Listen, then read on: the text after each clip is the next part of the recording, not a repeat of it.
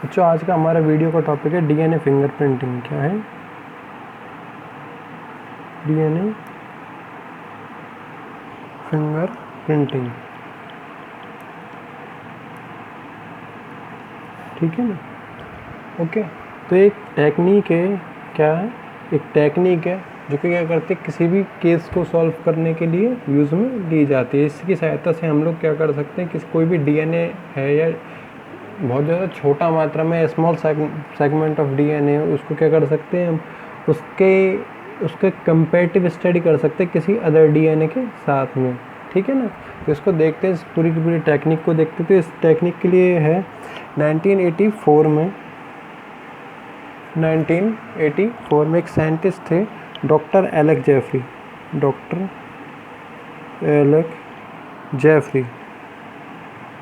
ठीक है ना। इन्होंने सबसे पहले क्या कहते हैं, इस टेक्निक को क्या कहते हैं, इन्वेंट किया था। तो इस टेक्निक की सहायता से हमने क्या बोला, कोई भी हेरिडिटी डिजीज़ थी, ठीक है ना, कोई भी हेरिडिटी डिजीज़ थी या कोई भी डिजीज़ के लिए प्राइमरी ट्रीटमेंट दिया जाए या कोई भी क्रिमिनल केस हो, उससे रिलेट कोई भी हो चीज़ डीएनए से रिलेट कर सकते हैं हम, उसका कंपैरेटिव स्टडी कर सकते हैं। ठीक है ना। तो इसके प्रोसेस को हम लोग देखते हैं, process of DNA finger printing. ठीक है ना, process of DNA finger printing. हमको क्या करना है, कोई भी स्मॉल सेगमेंट डीएनए का मिल जाए। अब मान लो मैंने एक बात कही कि ये किस किस चीज़ में यूज़ में दी जा सकती है। कोई भी क्रिमिनल केस हो सकता है, कोई भी मैटरनिटी केस हो सकता है, मतलब बच्चे से संबंधित हो सकता है। ठीक है ना। कोई भी डिजीज़ हो सकती है, उससे संबंधित हो सकता है। 3-4 की चीज़ें हैं, इनसे संबंधित कोई भी हो। अब ये है कंडीशंस। ओके, और एक चीज़ और बोलते हैं हम लोग कि ये जो लिविंग थिंग्स होती हैं, लिविंग बींग्स होते हैं, इनमें क्या होता है, सेल होता है। और सेल के अंदर सबसे बड़ी चीज़ या सबसे इम्पोर्टेंट चीज़ क्या होती है, वो न्यूक्लियस या डीएनए या क्रोमोसोम बोला जाता है। ठीक है ना। मतलब इन तीनों चीज़ों को सॉल्व करने के लिए सबसे ज़्यादा हेल्पफुल कौन है, डीएनए। सबसे ज़्यादा हेल्पफुल है हमारे पास डीएनए। ठीक है ना। इन सब चीज़ों में अगर मान लो हमारे पास कोई भी डीएनए का एक स्मॉल सेगमेंट है, ठीक है ना, स्मॉल सेगमेंट, अगर मान लो कोई भी क्रिमिनल केस की हम बात करते हैं, किसी भी क्रिमिनल केस की बात करते हैं, क्रिमिनल केस में क्या क्या कंडीशंस आ सकती है, या तो कोई भी मर्डर आ सकता है या कोई भी किसी भी प्रकार का एबनॉर्मल कंडीशंस आ सकती है। ठीक है ना। तो हमारे पास यदि कोई भी ब्लड सैंपल है, सीमन सैंपल है, या हेयर है, या स्किन का कोई भी टुकड़ा है, तो इन सब से हम क्या ले सकते हैं, मान लो एक छोटी सी मात्रा में भी है, अगर ये इनमें से कोई भी पार्ट ह्यूमन बॉडी का या किसी भी बॉडी का, ठीक है ना, तो हम इनमें से क्या निकाल सकते हैं, डीएनए को कर सकते हैं, आइसोलेट कर सकते हैं। सबसे पहले हमारा काम भी यही होता है, फर्स्ट प्रोसेस भी यही होता है, जो भी हमारे पास सैंपल है, ठीक है ना, जो भी हमको कंडीशंस पे सैंपल मिले हैं, जो भी हमें सैंपल्स मिले हैं, उनसे डीएनए को क्या करना, आइसोलेट करना। तो फर्स्ट ये कह सकते थे डीएनए इज आइसोलेटेड,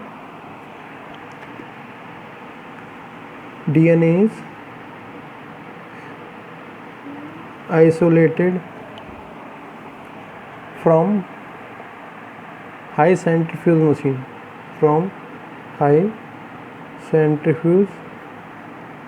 machine। अभी सेंट्रीफ्यूज वर्ड क्या है, या इसको समझा जाए अगर, सेंट्रीफ्यूज, ठीक है ना, एक्चुअल में सेंट्रीफ्यूज एक स्पेशल टाइप की क्या होती है, मशीन होती है।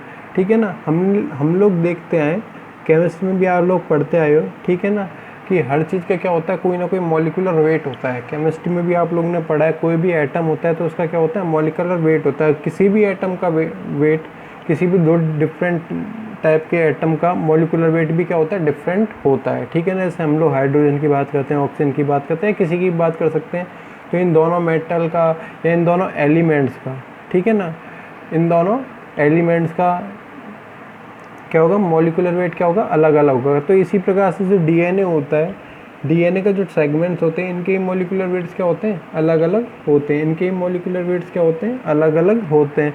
तो सेंट्रीफ्यूज का काम यही होता है, कोई भी मॉलिक्यूलर वेट के अकॉर्डिंग, कोई भी किसी भी मॉलिक्यूलर वेट के अकॉर्डिंग किसी भी सेगमेंट को क्या करना, अलग अलग करना। हमारे जो घर में मिक्सी होती है, ठीक है ना, जूसर होता है, मिक्सी होती है, वो भी सेंट्रीफ्यूज पे काम करती है, ठीक है ना। जिसमें क्या होता है, मॉलिक्यूलर वेट या कोई भी हल्की चीज़ जैसे कि मक्खन होता है वो छाछ के ऊपर आ जाता है, ठीक है ना, मक्खन होता है वो छाछ के ऊपर आ जाता है, तो उसका मॉलिक्यूलर वेट क्या होता है, हल्का होता है। मतलब क्रीम का मॉलिक्यूलर वेट छाछ की तुलना में क्या होता है, हल्का होता है, ठीक है ना। तो किसी भी दो चीज़ों को सेपरेट करने के लिए जो मशीन हम लोग क्या है यूज़ में लेते हैं, उस मशीन को बोलते हैं हम लोग क्या, सेंट्रीफ्यूज मशीन, ठीक है ना, सेंट्रीफ्यूज मशीन। अब हमारे पास क्या था, कोई भी सैंपल था। अब सैंपल में हमने बोला ब्लड हो सकता था। अब ब्लड में अगर सेंट्रीफ्यूज कर रहे हो तो क्या क्या चीज़ हो सकती है, ठीक है ना, आरबीसी हो सकती थी, डब्ल्यूबीसी हो सकती थी, प्लाज्मा हो सकता था, प्लेटलेट्स हो सकती थी, और अगर डब्ल्यूबीसी है उनमें भी क्या होंगे, डीएनए होंगे, ठीक है ना। डब्ल्यूबीसी हुई, प्लेटलेट हुई, इनमें भी क्या होगा, डीएनए पाया जाएगा। बहुत सारे प्रोटीन हुए। अगर आप लोग हेयर की बात कर रहे हो, हेयर क्या होता है, क्रेटीन प्रोटीन से मिलकर बना होता है। किससे, क्रेटीन प्रोटीन से मिलके क्या होता है, बना हुआ होता है। इसमें भी क्या होगा, साथ में डीएनए होगा। सीमन की बात करते हैं तो सीमन में प्रोटीन होता है, कार्बोहाइड्रेट होता है, और साथ साथ डीएनए तो होगा ही होगा, क्रोमोसोम होंगे, ठीक है ना। तो ये सारी चीज़ें क्या होती है, किसी भी सैंपल में मिल सकती है। तो हमको क्या करना था, सबसे पहले क्या है, डीएनए को क्या करते हैं, सेंट्रीफ्यूज की सहायता से अलग कर लिया हमने। देन उसके बाद का हमारा प्रोसेस आता है, अगर मान लो फिर भी डीएनए में कम मात्रा में मिलता है, फिर भी हमें डीएनए क्या होता है, कम मात्रा में यदि मिलता है, if quantity of DNA is less, if quantity of DNA is less then use the PCR, then use the PCR. अब पीसीआर का एक्चुअल में मतलब होता है polymerase chain reaction, polymerase chain reaction. Poly का एक्चुअल में मतलब होता है मोर, ठीक है ना, पॉली का एक्चुअल में मतलब होता है क्या, मोर होता है, ठीक है ना। अगर हमारे पास डीएनए क्या था, कम मात्रा में मिला था, तो पॉलीमरेज चेन रिएक्शन, ठीक है ना, ये भी क्या होती है, एक टेक्निक होती है। इस टेक्निक की सहायता से हम क्या है, किसी भी चीज़ की ज़ेरोक्स कॉपियाँ निकाल सकते हैं, या किसी भी डीएनए सेगमेंट की क्या है, ज़ेरोक्स कॉपियाँ निकाल सकते हैं, मतलब फ़ोटो कॉपी निकाल सकते हैं। हमारे पास एक सेगमेंट मिला इस प्रकार का डीएनए का, ठीक है ना, एक बहुत स्मॉल सेगमेंट है। इसको अगर हम इस मशीन की सहायता से यूज़ में लेंगे तो इसके जैसे हम हज़ारों लाखों क्या है कॉपियाँ निकाल सकते थे, इसी के जैसी एग्जैक्ट कॉपी निकाल सकते थे, ठीक है ना। जिसकी सहायता से क्या हो जाएगा, डीएनए सेगमेंट्स आपस में क्या हो जाएंगे, बड़े हो जाएंगे, ठीक है ना। डीएनए सेगमेंट्स क्या हो जाएंगे, आपस में बड़े हो जाएंगे। फिर हमको क्या करना है, जो भी डीएनए सेगमेंट था, जो भी डीएनए सेगमेंट था, ठीक है ना, इसको restriction endonuclease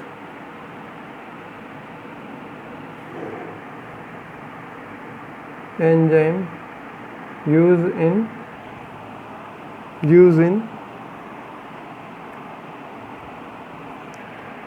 in DNA on a specific location. अभी जो रिस्ट्रिक्शन एंडोन्यूक्लियस एंजाइम है, एंडो का एक्चुअली मतलब होता है इनसाइड, एंडो का एक्चुअली मतलब होता है क्या, इनसाइड, ठीक है ना। न्यूक्लियस या रिस्ट्रिक्शन न्यूक्लियस क्या करता है, काम कट करने का। किसका काम करता है, कट करने का। ये एक एंजाइम है, स्पेशल टाइप का एंजाइम है, जो किस पे काम करता है, ओनली डीएनए सेगमेंट्स को काटने का काम करता है। और किस तरफ से काटता है, अंदर की तरफ से कट लगाने का काम करता है, ठीक है ना। और वो भी कहाँ पे, एक विशेष स्थान पे, एक स्पेसिफिक लोकेशन पे क्या करता है, कट लगाने का काम करता है, ठीक है ना, कट लगाने का काम करता है। तो हमको क्या करना है, जो भी डीएनए सेगमेंट्स हमको मिला है पीसीआर के बाद में, उस पर हमने क्या किया, रिस्ट्रिक्शन एंडोन्यूक्लियस एंजाइम की सहायता से क्या लगा दिया, एक कट लगा दिया। रिस्ट्रिक्शन एंडोन्यूक्लियस की सहायता से क्या करा दिया हमने, एक कट लगा दिया। अब इस डीएनए को, कट डीएनए को कहाँ पे डालना है हमको, एग्रोज जेल इलेक्ट्रोफोरेसिस में, एग्रोज जेल इलेक्ट्रोफोरेसिस में, ठीक है ना। ये एग्रोज जेल इलेक्ट्रोफोरेसिस है, इसको क्या करेगा, सेपरेट कर देगा। ये जो कट लगा हुआ डीएनए है, इसको क्या कर देगा, सेपरेट कर देगा। और सेपरेट करने के बाद में हम क्या करेंगे, इस डीएनए में एक कलर प्रोवाइड कराएंगे यूज़ ऑफ डाई। और डाई कौन सी होगी, वो इथिडियम ब्रोमाइड डाई हम यूज़ में लेंगे, कौन सी, वो इथिडियम ब्रोमाइड की, ठीक है ना। अब इथिडियम ब्रोमाइड क्या होता है, अपने आप में क्या होता है, फ्लोरोसेंट होता है। मतलब इसमें क्या होता है, एक चमकने का ग्लिटरिंग पावर होती है, क्या होती है, चमकने वाला गुण होता है। अब ये इथिडियम ब्रोमाइड हमने किस में यूज़ में ले दिया है, डीएनए में। किस में यूज़ में ले दिया है, डीएनए में।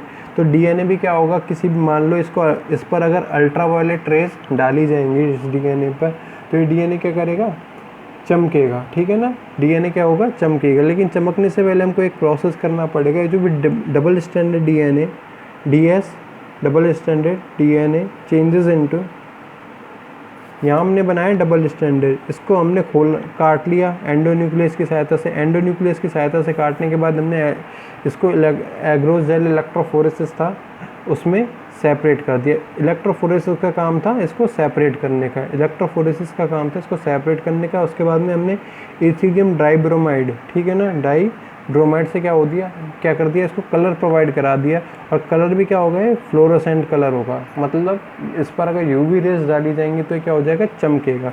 डबल स्टैंडर्ड था, डबल स्टैंडर्ड डीएनए को हमने चेंज कर दिया किसके अंदर, changes into single standard DNA. मतलब इसमें जो भी कॉइलिंग पाई जा रही थी डीएनए के अंदर, जो भी कॉइलिंग पाई जा रही थी, इसको हमने इस प्रकार से अलग अलग करके क्या कर दिया, खोल दिया है, ठीक है ना। तो अभी ये किस फॉर्म में आ गया, सिंगल स्टैंडर्ड डीएनए की फॉर्म में आ गया। किसमें चेंज कर दिया हमने, सिंगल स्टैंडर्ड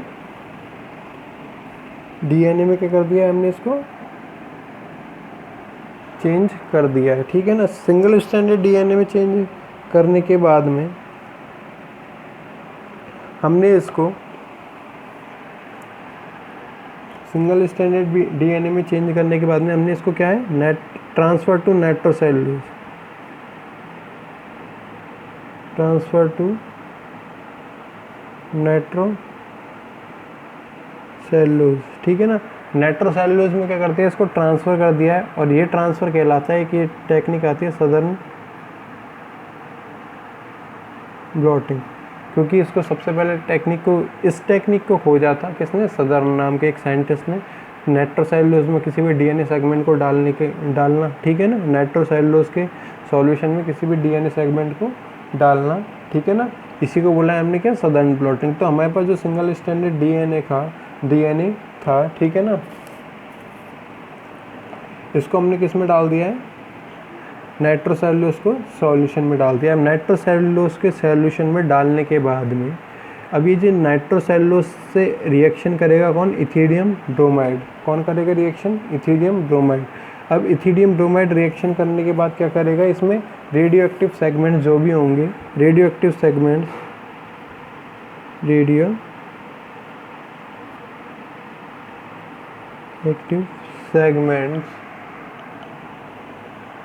are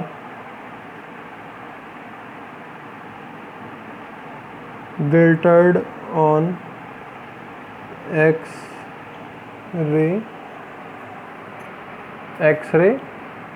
इफेक्ट, ठीक है ना। ये जो भी नाइट्रोसेलुलोज में भीगा हुआ सिंगल स्टैंडर्ड डीएनए था, ठीक है ना, अभी हमने बोला था इसमें क्या होता है, चमकने वाला गुण पाया जाता है, ठीक है ना, चमकने वाला क्या कैरेक्टर्स पाया जाता है, ठीक है ना। ओके, तो ये क्या होते हैं, रेडियो एक्टिव होते हैं, चमकने वाला गुण शो करते हैं, कौन सी रेज डालने पर, एक्स रेज डालने पर। अब एक्स रेज डालने पर इस डीएनए अगर सेगमेंट को देखा जाए तो कुछ इस प्रकार से ये दिखता है। कहीं कहीं पर इस पर क्या होते हैं, डार्क बैंड दिखते हैं, ये क्या होते हैं, अलग ही चमकने लग जाते हैं। कहीं पर क्या होते हैं, डार्क बैंड्स होते हैं, ये क्या होते हैं, अलग ही चमकने लग जाते हैं। तो दे फॉर्म डार्क बैंड्स, ठीक है ना। किसका फॉर्मेशन हो गया हमारे पास, डार्क बैंड्स का क्या हो गया है, फॉर्मेशन हो चुका है। अब इस डार्क बैंड को किसी भी अनादर जो डीएनए था, जो भी हमारे पास है, कोई भी क्रिमिनल है, उसके डीएनए से क्या कर लेंगे हम, कंपेयर कर लेंगे। तो compare with another DNA segment. तो एक प्रोसेस है, हमने क्या बोला एक बार दोबारा देख लेंगे, ठीक है ना, नेक्स्ट वीडियो में। Thank you.